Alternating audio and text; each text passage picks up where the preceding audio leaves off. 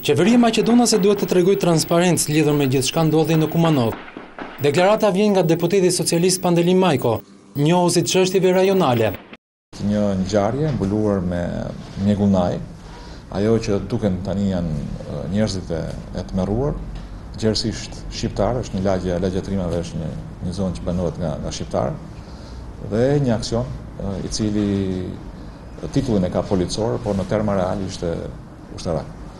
Kështu që i takon qeverisë Maqedonisë që të japi përgjigje të plota lidhur me atë se çfarë ka ndodhur në Kumanov. Në kushtet kur përplasjet mes shqiptarëve dhe maqedonasve nuk mund të konsiderohen thjesht incidente të kufizuara, Pandeli Majko shikon të udhës prezencën në Maqedoni të ndërkombëtarëve.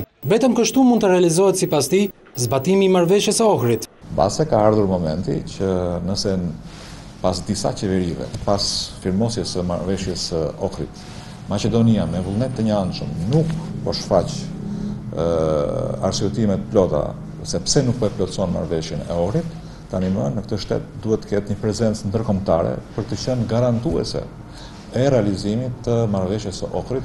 Ky status i shqiptarëve, me këtë status që kanë shqiptarët në Maqedoni, nuk mund të vazhdohet kështu. Shërbimet inteligjente janë duke përsërisur atë që thash pak më parë, janë po bën historia reale e shtetit të Maqedonisë. Mendoj që kjo duhet të marrë fund.